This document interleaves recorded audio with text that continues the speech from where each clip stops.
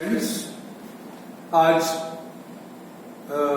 अपना जो ABST first paper है ऑडिटिंग एंड मैनेजमेंट अकाउंटिंग का, तो मैनेजमेंट अकाउंटिंग का थोड़ा सा पोर्शन है इसमें, उसी से संबंधित टॉपिक स्टार्ट कर रहे हैं।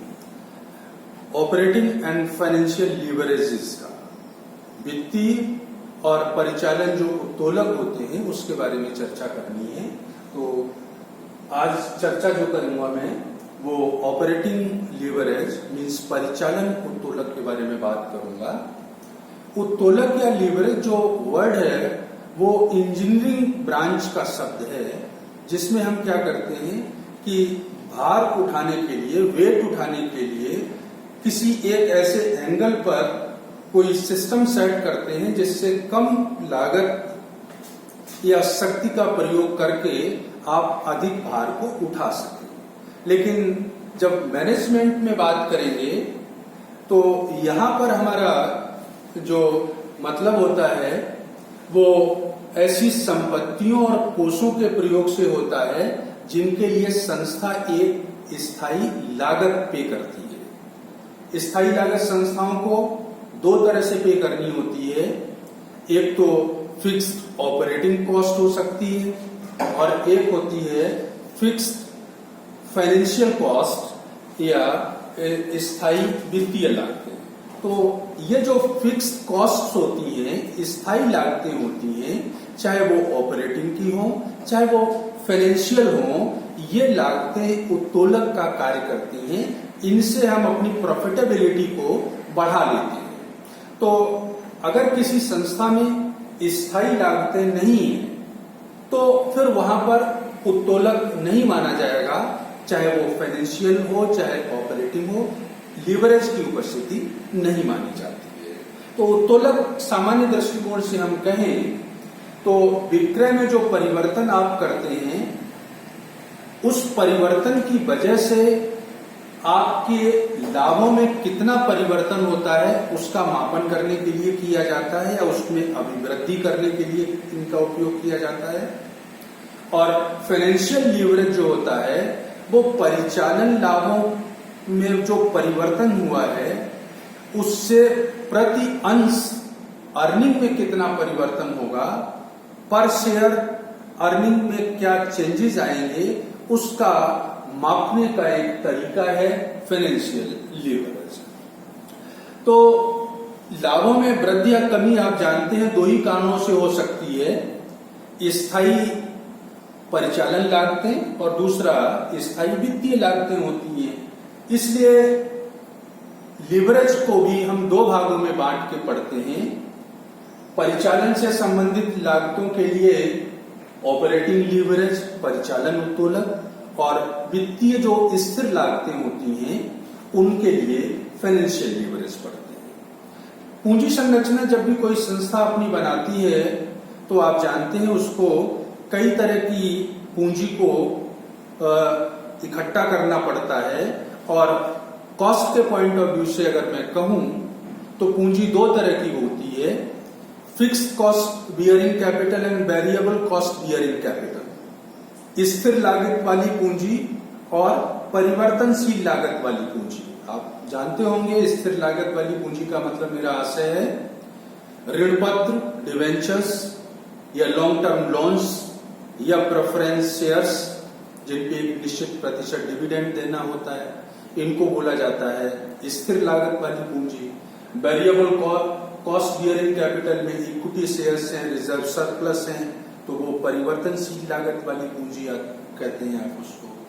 तो जब पूंजी संरचना का जब आप अपना मिश्रण तैयार करते हैं तो ये भी देखना पड़ता है कि किस तरह की पूंजी को किस रेशियो में मिक्स किया जाए और इस तरह से उनको मिक्स किया जाए ताकि शेयर होल्डर्स की अर्निंग को बढ़ाया जा सके। आपने एक टर्म सुना होगा ट्रेडिंग ऑन इक्विटी, समता पर व्यापार। समता पे व्यापार में हम क्या करते हैं, स्वयं की या अंशधारियों की पूंजी कम करके बाहर वालों की या ऋणदाताओं की पूंजी का अधिक उपयोग करते हैं। कंडीशन ये कि ऋण पूंजी की जो लागत है, सपोज 10% पे आपने पैसा उधार लिया, तो जो रिटर्न आपको मिल रहा है वो 10% से ज्यादा है। तो ऐसी स्थिति में क्या होता है, ऋण पत्रधारियों को तो 10% ही देना पड़ेगा। कमाया आपने 15%, तो जो 5% एक्स्ट्रा कमाया है वो शेयर होल्डर्स में बढ़ जाएगा। नतीजा ये होगा कि शेयर होल्डर्स की अर्निंग पर शेयर बढ़ जाएगी और अर्निंग पर शेयर बढ़ने से उनका मार्केट प्राइस बढ़ जाता है। तो जब भी आप अपना कैपिटल स्ट्रक्चर फिक्स करते हैं तो वहां पर भी दोनों तरह की पूंजी का सम्मिश्रण आपको तैयार करना होता है। उत्तोलक जो होते हैं, मीन्स उत्तोलक का कार्य जो स्थायी लागत है वो उत्तोलक का ही कार्य करती है, क्योंकि वो तो फिक्स्ड है। इसके बाद जो अर्निंग होगी वो प्रॉफिट में कन्वर्ट होगी, चाहे वो ऑपरेटिंग प्रॉफिट हो, चाहे शेयर होल्डर्स को अर्निंग पर शेयर के रूप में प्राप्त हो रहा हो। तो कोई भी संस्था जब उत्पादन करती है इसी तरह से, तो आप जानते हैं कि दो तरह की कॉस्ट होती है वहां पे। मुख्य रूप से तो फिक्स्ड एंड वेरिएबल होती है।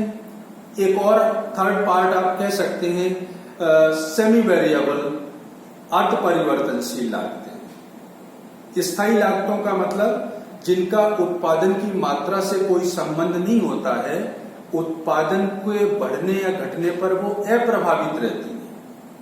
फैक्ट्री का किराया है, सुपरवाइजर सैलरी है, तो इस तरह के जो खर्चे हैं वो फिक्स्ड कॉस्ट में आती हैं। वेरिएबल कॉस्ट, परिवर्तनशील लागत से मतलब क्या होता है, ऐसी लागतें जो उत्पादन की मात्रा के अनुसार परिवर्तित होती है। उत्पादन कम करेंगे तो वो बढ़ेंगी, और उत्पादन ज्यादा करेंगे तो बढ़ेंगी, और कम करेंगे तो घटेंगी। मीन्स जिस तरह से आप प्रोडक्शन में कमी या वृद्धि करेंगे उसी अनुपात में उनमें भी कमी और वृद्धि होगी। सेमी वेरिएबल कॉस्ट, इनका कुछ हिस्सा स्थायी होता है जो फिक्स रहता है, और कुछ हिस्सा परिवर्तनशील होता है जो उत्पादन की मात्रा के अनुसार परिवर्तित होता है।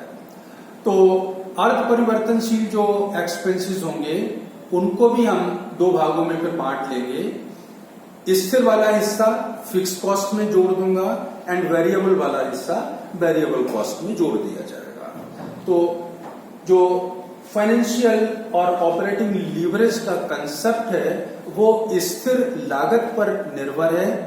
फाइनेंशियल जो स्थिर लागत वाली पूंजी होगी उनकी कॉस्ट को हम फाइनेंशियल लीवरेज में कंसीडर करेंगे।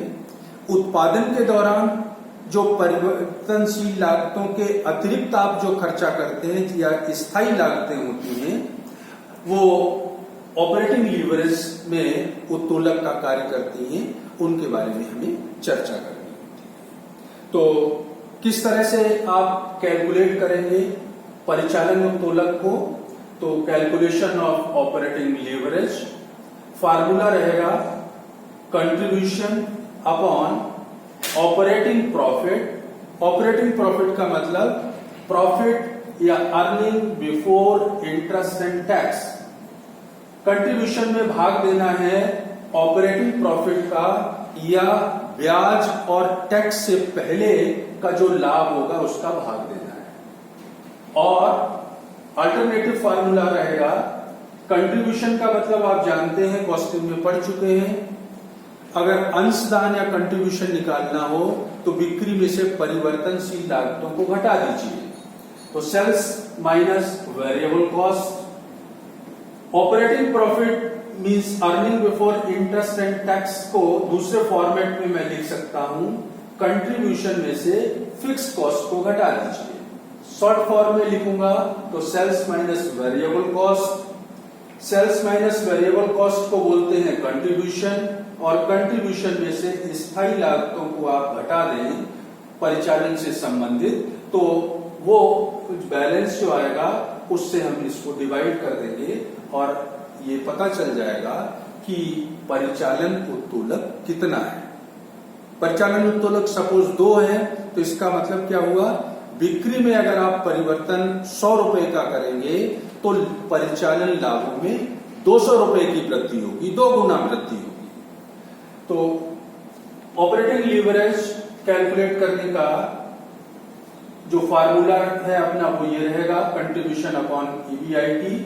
अल्टरनेटिवली कंट्रीब्यूशन को sales minus variable cost, sales minus variable cost में से फिक्स कॉस्ट को और घटा दें तो वो ईबीआईटी हो जाएगा।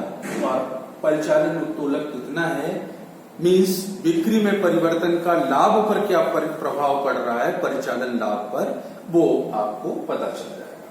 कई बार 2 लेवल दिए होते हैं, 2 या 3 स्थितियां दी होती हैं और वहां पर आपको परिचालन उत्तोलक निकालना हो तो परिचालन उत्तोलक निकालने के लिए फार्मूला रहेगा अपना डिग्री ऑफ ऑपरेटिंग लीवरेज, परिचालन उत्तोलक की मात्रा। फार्मूला क्या है डिग्री ऑफ ऑपरेटिंग लीवरेज का, परसेंटेज चेंज इन प्रॉफिट। 2 या 3 लेवल दे रखे हैं ए बी सी, तो ए से बी में कितना चेंज हुआ, बी से सी में कितना हुआ।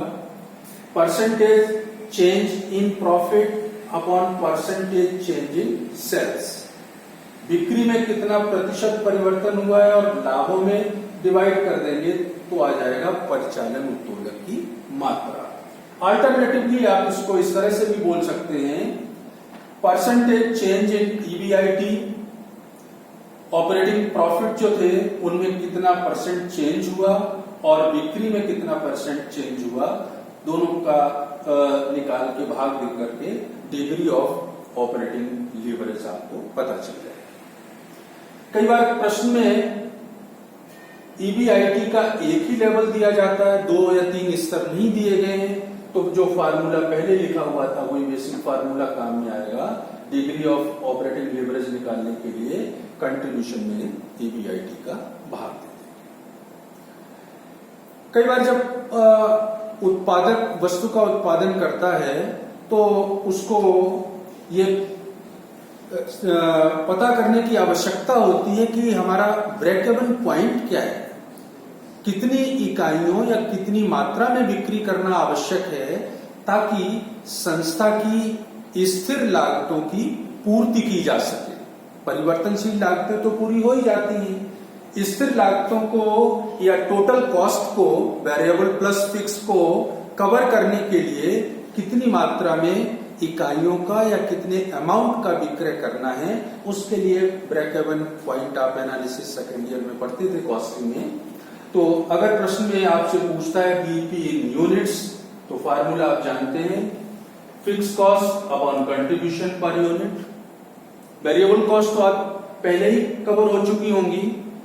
बैलेंसिंग फिगर में अब आपके पास फिक्स कॉस्ट को कवर करना है तो 1 लाख सपोज फिक्स कॉस्ट है, कंट्रीब्यूशन आपका 2 रुपए है तो 1 लाख में 2 का भाग दे करके 50,000 इकाइयों का आप विक्रय करेंगे तो आपकी total cost variable plus fix cost cover हो जाएगी, means no profit no loss की सिचुएशन में आप पहुंच जाएंगे।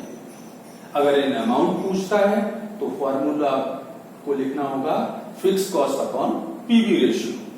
पीवी रेशियो क्या होता है, contribution upon sales into 100। PV ratio को अगर शाब्दिक अर्थ में आप कहें तो 100 रुपए की बिक्री पर जो परिवर्तनशील लागतें हैं उनको पूरा करने के बाद अब आपको स्थायी खर्चों या लाभ के लिए कितना परसेंट मिल रहा है वो पीवी रेशियो बताता है।